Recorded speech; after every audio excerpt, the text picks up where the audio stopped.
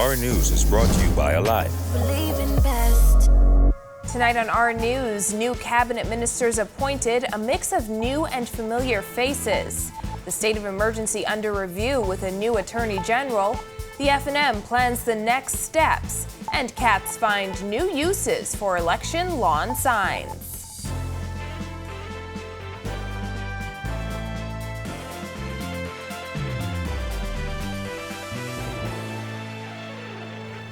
Welcome to Our News and thanks for joining us. I'm Christina Dragovich. Topping news tonight, 9 cabinet ministers were sworn in by Governor General Sir Cornelius A. Smith during a nearly 2-hour-long ceremony at Baha Mar this afternoon. Jasmine Brown was there and has this report. Dave is telling a room full of supporters today why he chose these 8 to take up the new cabinet posts, as he says he's confident that they can handle the job ahead. We're not here to tinker at the edges of these problems. We're here to meet them head on. Glenys Hannah Martin, MP-elect for Anglerston, was sworn in as Minister of Education, Technical and Vocational Training. Wayne Munro QC, MP-elect for Freetown, was sworn in as Minister of National Security. Senator Ryan Pinder was sworn in as Attorney General and Minister of Legal Affairs. Fred Mitchell, MP-elect for Fox Hill, was sworn in as Minister of Foreign Affairs and Public Service. Alfred Sayers, MP-elect for Fort Charlotte, was sworn in as Minister of Works and Utilities. Jomo Campbell, MP-elect for Centerville, was sworn in as Minister of State for Legal Affairs. Senator Michael Halkitis was sworn in as Minister of Economic Affairs and Leader of Government Business in the Senate. Dr. Michael Darville, MP-elect for Tall Pines, was sworn in as Minister of Health and Wellness. Clay Sweeting, MP-elect for South and Central Eleuthera, was sworn in as Minister of Agriculture, Marine Resources and Family Island Affairs. Hannah Martin, Munro and Darville spoke to our news team moments after the ceremony ended. There's a lot of work to be done to transform the way in which our children are educated and empowered intellectually, culturally, and as humans. Tomorrow morning I would be at the Ministry of Health. First of all, getting a panoramic view of what is happening. I would speak with the experts, and after speaking with the experts, we would be able to make an assessment of where we are and what would be some of the first initial protocols that we will have to implement. The first plan is to get into the ministry and to take stock. We have said from a long time ago that preventing crime has more to do with the police. It has a lot more to do with the community.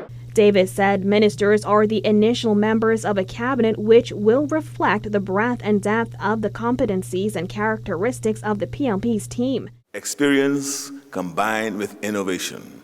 Cabinet appointments are expected to continue this week. Reporting for Our News, I'm Jasmine Brown. The new Attorney General, Ryan Pinder, says he's ready to hit the ground running. Berthany McDermott has that. Attorney General Ryan Pinder doubling down on the Progressive Liberal Party's stance to do away with the state of emergency. We are looking to not go emergency order to emergency order, but to set up a framework in existence in legislation that will allow us to govern in these instances of pandemics without having to put emergency orders in place and have that oversight over the Bahamian people. The Bahamas has been under a state of emergency since March 2020. Since its implementation, there have been countless extensions, with the current SOE set to expire on November 13th. The newly minted AG also stressing his nonsense position on corruption. We cannot tolerate any kind of perceived corruption, whether it exists or not, and we cannot tolerate the appearance of impropriety, whether it exists or not. Pinder also touched on other issues like campaign finance reform and term limits for prime ministers. I think we do need predictability in campaign finance in this country. We've gone a little too long without having that. You look at our peers, and our peers are all looking at a transparent method in which you conduct elections in a particular country. And I think that that is the world standard and international best practices, and I always advocate that we govern and act and conduct ourselves in a manner that is international best practices and accepted worldwide. The former Minister administration promised campaign finance reform and term limits for prime ministers during its term in office, but it didn't happen. Pinder, who also served as Financial Services Minister under the former Christie administration, says he also wants to improve the ease of doing business. The legislative and bureaucratic impediments to business and getting into business and succeeding in business, especially of Bahamians, I think it's very important that we loosen those reins and that we allow businesses to thrive and we allow Bahamians to thrive. and that's a chief concern of mine. Reporting for Our News, I'm Berthany McDermott. Well, with the numbers in, it appears Thursday's general election saw the lowest voter turnout in the history of the modern Bahamas. But some observers are questioning whether the F&M simply couldn't get its base out to vote. Kyle Joaquin takes a look. They didn't come because too much thing was going on in the Bahamas. There could be a number of reasons Bahamians decided to stay home on Election Day. Taking a look at the numbers, out of the 194,000 people on the register, only 126,000 came out to vote, a voter turnout rate of 65%, the lowest in the history of the modern Bahamas. Compare that to 2017, when there was a voter turnout of 88%, which at that time was the lowest since 1987. I didn't vote because of the COVID, and I didn't vote because it's the same people going in power. But then you have those who put the low voter turnout squarely in the lap of Dr. Hubert Minnis. I think a lot of people were vexed with Minnis because they don't like the way he governed, the way he handled the pandemic, and the way he handled people, Bahamian people in general. So a lot of F&Ms didn't even come out and vote. Because I believe the politician wasn't doing their job. Politicians wouldn't do the job? Yeah, the F&M. Yeah, the government wasn't doing the things they're supposed to do. And now all eyes are on the F&M and what happens next after that crushing defeat during the general election, a snap election, which the party's leader called. The F&M now finding itself licking its wounds once again, similar to the blowout at the polls in 2012. This time around, the leader has stated his intention to stay on as leader of the party and the opposition. It's a move we understand many F&Ms are not happy with. And now there is a special call executive meeting set for Tuesday and a central council meeting on Wednesday. The party's chairman, Carl Culmer, insists there is no battle surrounding leadership, rather an analysis of what went wrong. There's always, after the election, persons will try to look at leadership and say, what did we do right, what did we do wrong? But the council and the executive will decide where we go from there. I don't want to preempt them. With only 7 seats in Parliament, there's slim pickings for the F&M. But names of a possible replacement are already emerging, including Michael Pintard in Marco City. The party also has the option of selecting a leader who is not in the House of Assembly. At the end of the day, we'll come out with a plan to win the government at the next election. We're not going to let this get us down. I know we have the skill sets and we have the power within the party to reshape ourselves and come back. Again, people are just waiting to see what happens during tomorrow's executive meeting and then the Central Council meeting on Wednesday. For Our News, I'm Kyle Joaquin. Partly sunny skies in the capital. Greg Thompson is in the Weather Center with the latest. Thanks, Christina. Our first look at weather tonight is brought to you by Ports International, trusted medical supplies for a better quality of life. Warm again today around the islands. Temperatures in the mid-80s right now outside our studios with few passing clouds. It's humid. Temperatures are making it feel like in the triple digits. Winds out of the east at 5 knots and your face-like temperature in the mid to upper 80s. Beautiful conditions around the islands today. That ridge of high pressure dominating. We still have some tropical moisture across the northwest Bahamas generating a few showers. Those conditions will continue throughout the rest of the night. That's your first look at weather. Your extended forecast is still to come. Still to come on Our News, what some Bahamians think about the change in curfew hours. A mother remembers her daughter killed at Munnings Road, plus how election campaign signs are getting new life. That's coming up when Our News returns. Welcome to Our News and thanks for joining us. Topping news tonight. COVID-19 remains a serious threat. Coronavirus COVID-19 has disrupted our economy, tourism industry, educational system, and put our healthcare facilities and professionals on high alert. Are you prepared? Do you have all the facts? Stay tuned to this network for the very latest news and information on this global pandemic.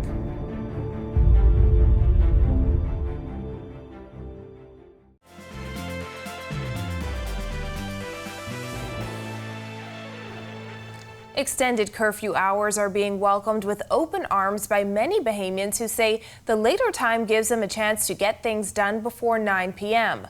But as Jared Higgs tells us, there are still some concerns about the impact a later curfew may have on COVID-19 cases. It's like somebody had your knee in your chest so long and they just take some of the pressure off. With one of his first acts as Prime Minister, Philip Davis rolled the curfew back to 11:59 p.m.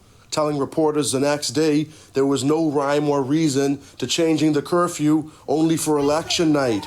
The move has been welcomed by many Bahamians who are grateful for the new freedom. I love it. I mean, it's good, especially for like businesses. Give us more time to be out, do what we gotta do. 11:59. Might as well just take the curfew off on the whole. That's my personal preference. New Providence has had a curfew since March 2020. On some nights, that curfew was as early as 7 p.m. Since early August, the curfew on New Providence and Grand Bahama has been 9 p.m.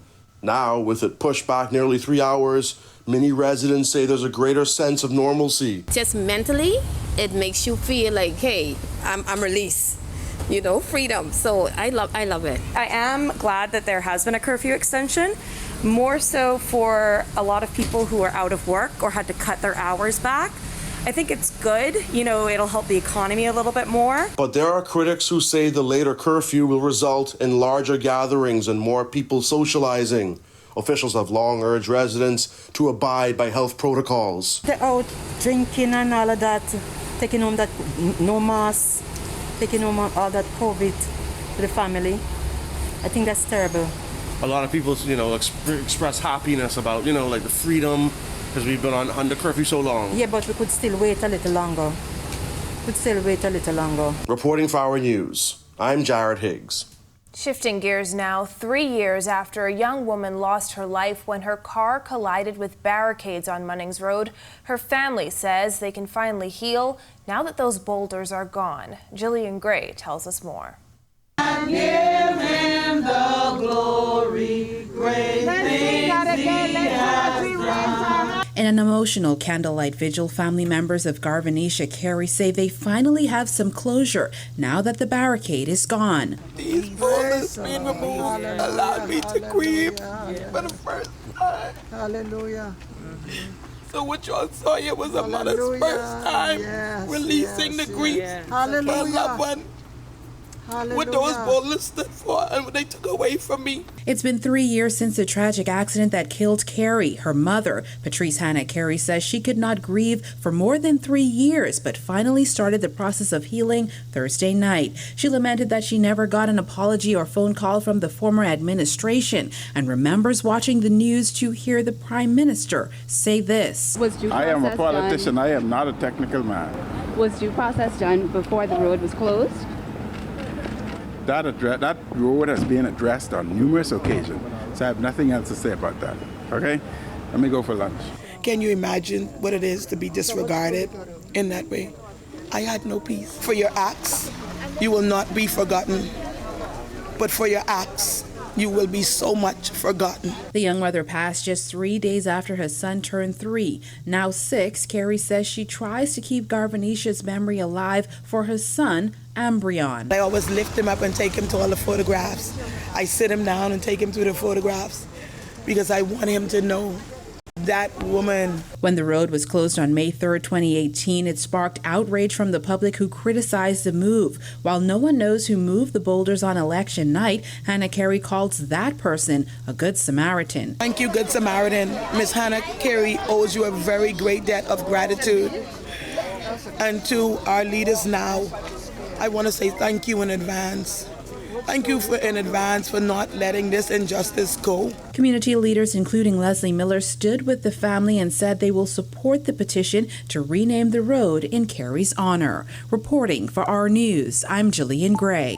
Ahead on Our News, cats are sporting party colors, but not for the reason you think, and Bahamian Jonquil Jones continues to shine. The details when Our News returns. Welcome to our news and thanks for joining us. Topping news tonight. COVID-19 remains a serious threat. Coronavirus COVID-19 has disrupted our economy, tourism industry, educational system, and put our healthcare facilities and professionals on high alert. Are you prepared?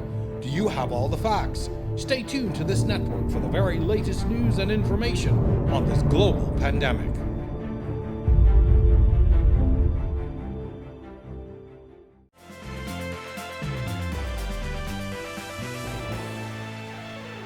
This is Our News. Welcome back. Former government ministers say all hands need to be on deck to get the Bahamas out of the current economic crisis. Giorgio Bain reports. Prime Minister Philip Davis will need all hands on deck to get the country on the road to recovery, according to former Prime Minister Perry Christie, who said while Davis has his work cut out for him, he is willing to assist if called on. As Brave Davis said, as the Governor General said, no government by itself can have the success it wants to have unless it has the flexibility to involve the private sector, to involve people who are willing to serve. I'm sure that those of us who have been in office would be prepared, if asked, to give any kind of assistance that he may require. Christie weighed in following the ceremonial swearing-in of Davis as Prime Minister and Chester Cooper as Deputy Prime Minister. Former Tall Pines MP Leslie Miller says it all boils down to who has the experience. If I'm called upon, I will do so. But the obligation is his. They have a government to run. I think they're going to need all of us who have that experience over the years in getting things done and clearing the path for the younger ones to learn and get themselves acclimated with the governmental structure and how it's run. That's important that you call on those who have been there to assist those who just arrived. According to Miller, it is important that the new MPs learn from those who have gone before them. Some can have egos, and they're the ones who are going to fall along the pathway. But I trust that they have enough sense in their head that you go to those who have been there just to get some assistance. Say, listen, how do you do this? What decision you would make? But they got to remember one thing: whatever decision this government make must be for and on behalf of the Bahamian people. Reporting for our News, I'm Giorgio Bain. Jonquil Jones and the Suns stay red hot with win number 14 in a row. Marcellus Hall has the highlights tonight in sports. Welcome to our sports, everybody. I'm Marcellus Hall. Talk about being red hot. Jonquil Jones and the Connecticut Sun, they've been just that, and more. 14 wins in a row, going for 14 wins in a row into their final game of the season. And let's see if they were able to get it done, as the night ended up pretty good for Jonquil, the MVP candidate. Jonquil Jones, Connecticut Sun, looking to end the regular season on a high note. They took on the Atlanta Dream, and let's just say, for the Dream, it turned out to be a nightmare. Connecticut Sun rolling to their 14th straight regular season win. They end the season in grand fashion at 26-6, first in the Eastern Conference. In fact, first in the entire WNBA in terms of win-loss record. How about our girl Jonquil Jones? She had a pretty good day, continuing her quest towards the MVP award, which for pretty much intents and purposes looks to be a shoo-in. She had 15 points, 10 rebounds, 2 assists. Another double-double for her. She continues to lead the league in that category. The Connecticut Sun right now with a bye into the semifinals of the WNBA. And they're looking to see who they'll face once the playoffs get underway.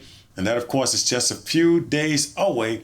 Jonquil Jones and the Sun rolling right along. Meanwhile, talking about the opposite end of the spectrum, stringing together wins has been a huge problem for Jazz Chisholm and the Miami Marlins. Last night, taking on the Pittsburgh Pirates, hoping to get a rare win. It would take them 10 innings, but they would get the job done. Jazz 1 for 4 in the evening with a run scored. Turns out that was pretty big. They go on to win 6-5. Season winding down. Jazz and, of course, his squad just hoping to play spoiler down the stretch. How about Monday Night Football? That comes your way this evening as Week 2 rounds off with a good matchup on the agenda for you. After a good day of football yesterday, it all winds down with tonight's Monday night game. Coming your way will be the Detroit Lions and the Green Bay Packers. Both teams looking for their first win of the season. Aaron Rodgers and the Pack looking to bounce back. We'll see how this one turns out. Give you full details as Week 2 rounds down with NFL activity. And that's your check on sports for you here on this Monday. We'll give you full details on all the happenings from our local athletes as well as Monday Night Football coming your way tomorrow. Until then, I'm Marcellus Hall. Back to you. Thanks, Marcellus. And we had a rainy weekend in the capital. Are there more showers ahead? Plus, they don't have any political affiliation, but cats are perfectly pleased election season is over. We'll tell you why after this.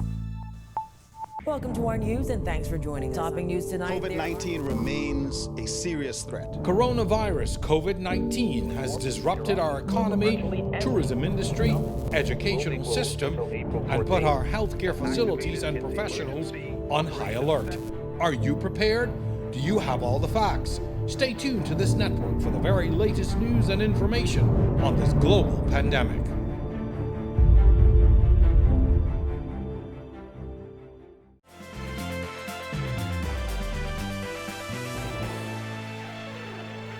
Welcome back to our news.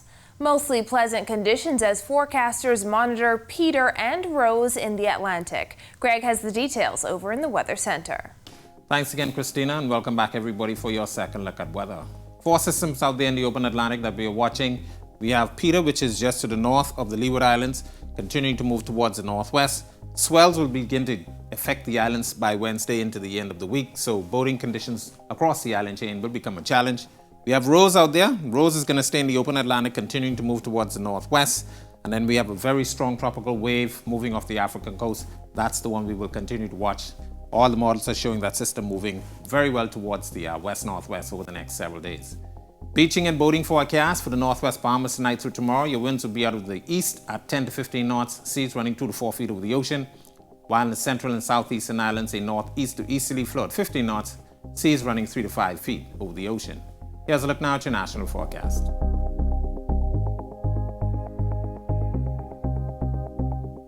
A look now at your extended forecast through Saturday.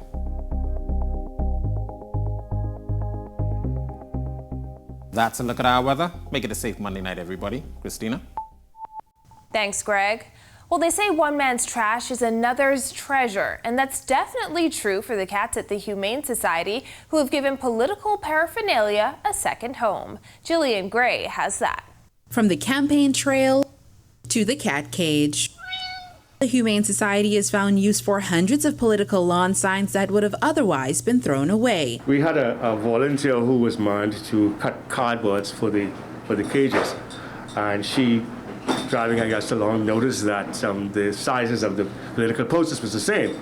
And so she checked it out, and so after the election we decided to reach out to the political folks and asked if can we use them, and everybody agreed. Since posting about the initiative on social media, shelter manager Percy Grant says signs have been dropped off by the truckload. He estimates the current litter will supply cages with liners for the next 6 months. Now, these cats are not partisan to any party. They all simply want to just scratch, stretch, and sleep comfortably. And these signs allow them to do just that. This cat is about as friendly as any politician because I've been in here, he's been shaking hands. Yeah.